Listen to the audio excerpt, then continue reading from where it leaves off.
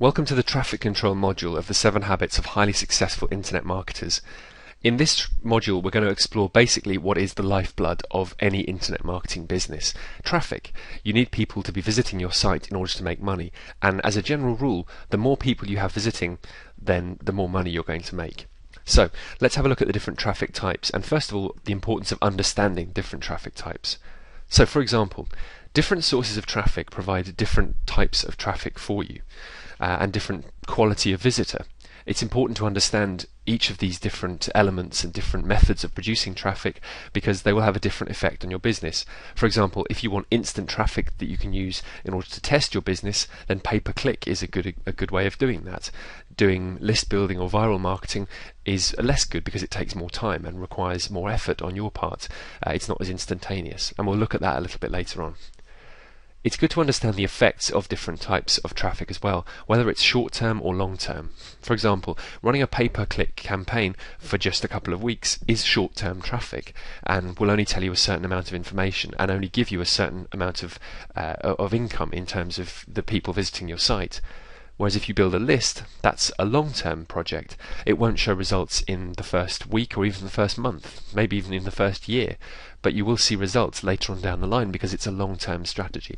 So it's good to understand that you need both of those in order to succeed, both short and long-term. It's also important to constantly be planting seeds for traffic, so to be constantly communicating with other people, whether it be through forums or whether it be through article marketing, blogging. Any of those things are good methods of planting seeds for later on down the line.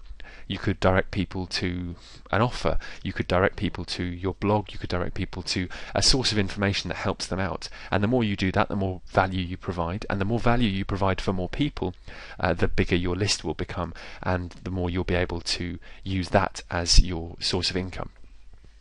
Viral marketing is a fantastic way to build traffic. Many people don't understand it, so let's explore it very, very briefly just here. Viral marketing is there to create, well, primarily to create intrigue and to create people visiting your site, of course. And the intrigue is created because you've done something perhaps unusual, or perhaps very funny, or perhaps that's just mind-blowing in that it maybe gives massive amounts of value for free. Perhaps it's a video which is controversial. It could be a number of things. For example, the internet marketer Dean Hunt has produced a couple of different videos, one of which is titled Hitler Hates Dean Hunt. And yes, before you ask, that is the Hitler, that's Adolf Hitler. As a result, what he's done is he's taken a clip from a German language film and he has translated it, or he's put the subtitles in, if you like, and instead of using the subtitles that are in the film, he's taken those out, and instead he's put a copy of his own translation, if you like, onto the bottom of those words being said by the guy playing Hitler in the film.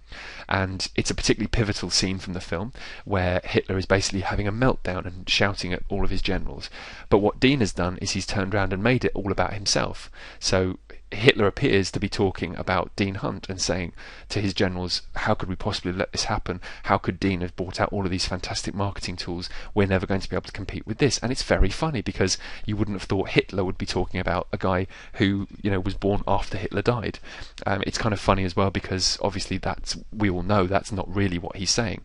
We know that if we translated it properly, that's not what would come out. But initially it looks very funny, and it looks like it's the sort of thing that may be legitimate for at least a couple of seconds before you realise what's actually happened. But by creating that and by creating kind of funny subtitles around his product, Dean has created something viral, which is something that people can pass on, and people on his list will pass on to their friends because it's kind of funny, and it makes for people to connect with Dean in a very different way. There's also things like Simon's Cat, for example, on YouTube. If you have a look for the word Simon's Cat on YouTube, I highly recommend it. It's very, very funny indeed. It's basically a series of cartoons which have had millions and millions and millions of views on YouTube, purely because they've made people laugh, and they've made people laugh with something that's unique and a bit different, and something that is also very truthful to anybody who's ever owned a cat, because they'll be able to identify with Simon's cat and the way he behaves. It's something that, as a result, has gone viral throughout YouTube and has created a massive connection with people. And interestingly, I've put there about emotional connections because it's provoked a reaction, and that's the strongest reaction you can get from someone, is an emotional one. Perhaps you've said something that's made people outraged, and so they've passed it on and said, "What do you think of this person? This has really annoyed me. What do you think?" By doing that, you've created some dialogue. Now, of course, it's important to stay ethical and moral when you're doing that.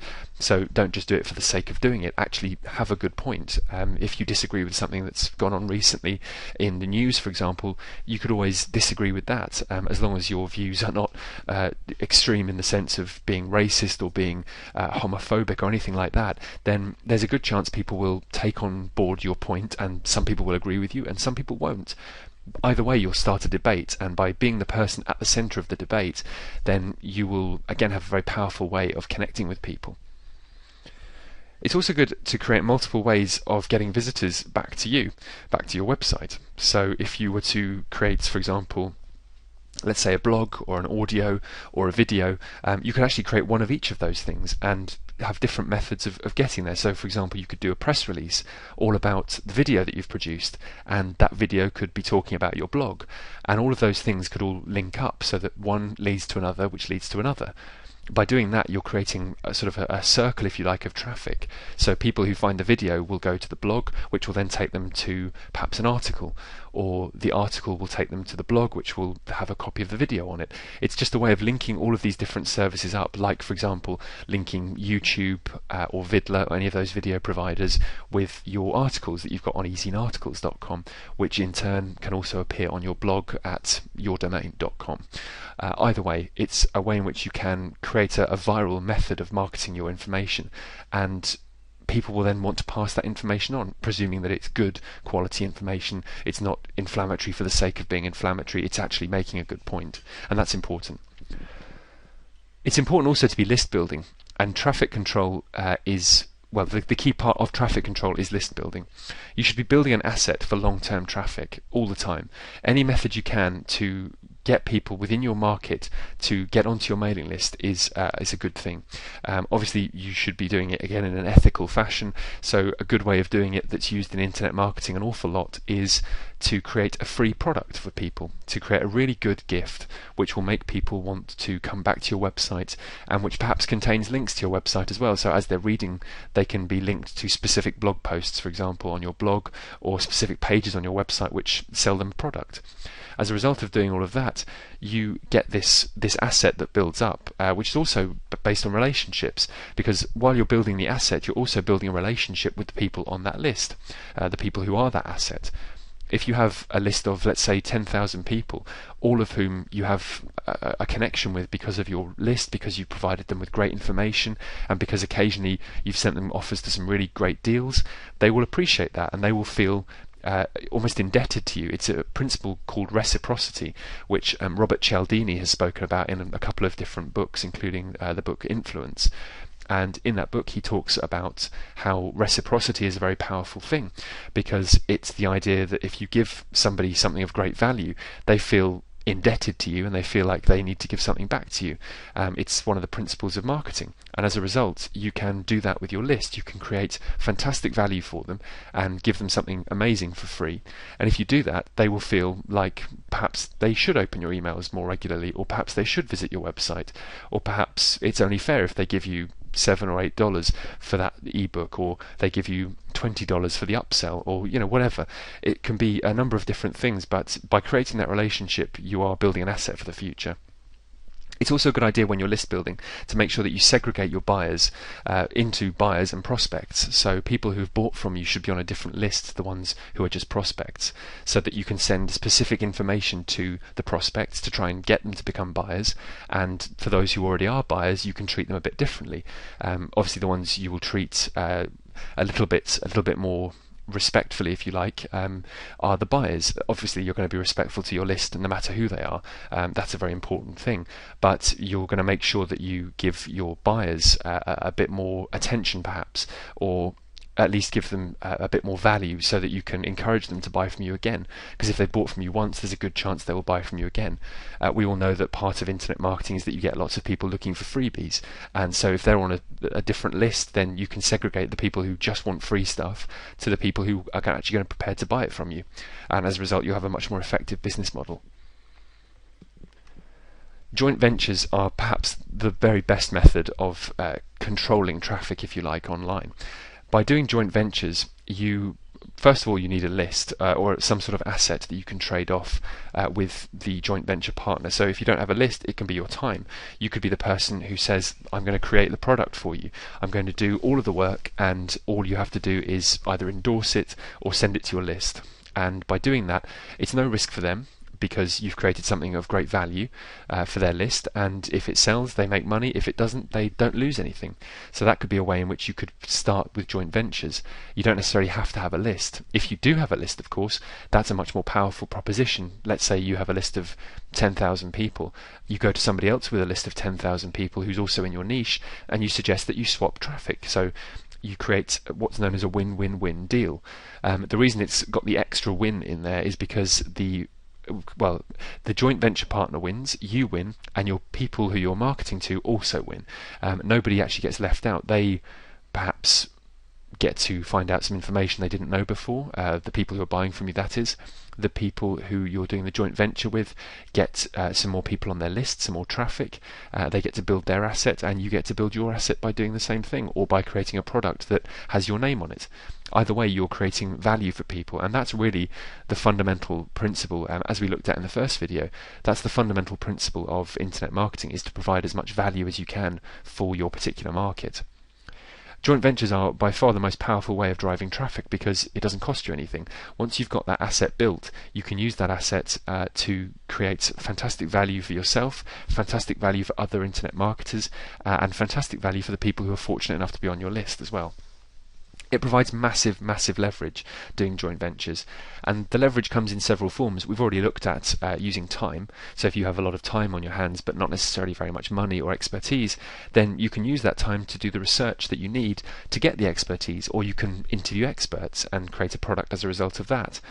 If you have lots of money, then you can use that money as leverage to create relationships with people by saying that you will have a product built for somebody, and all they have to do is promote it, or all they have to do is send it to their list.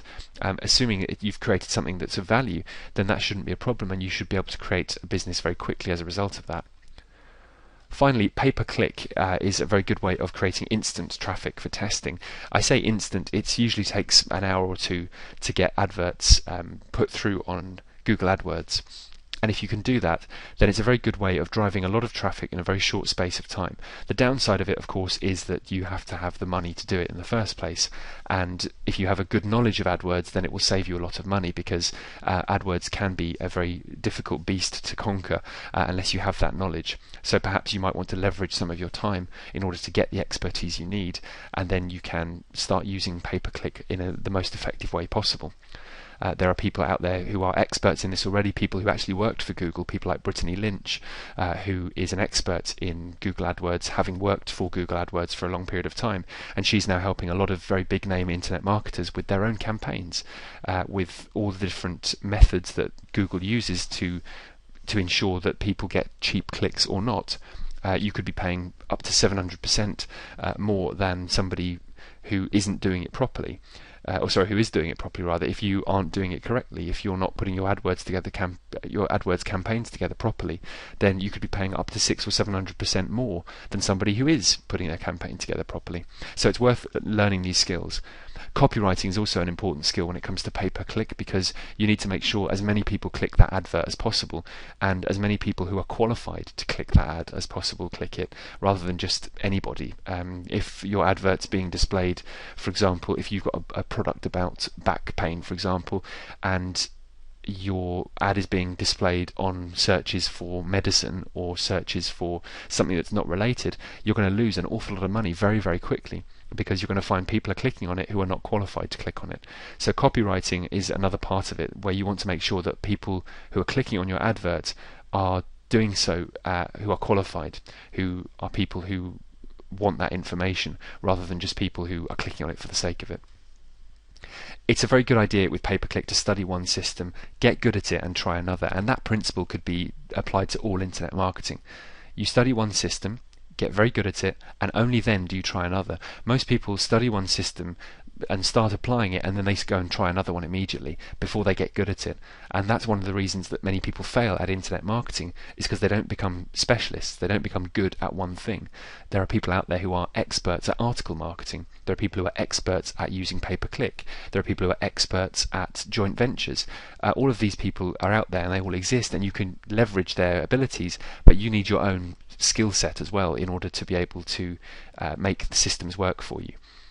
In the case of pay-per-click, one system might be Google AdWords, another one might be advertising on Yahoo, another one might be advertising using Bing, or perhaps the CPA networks, for example. You could be using the cost per action networks instead of the pay-per-click adverts.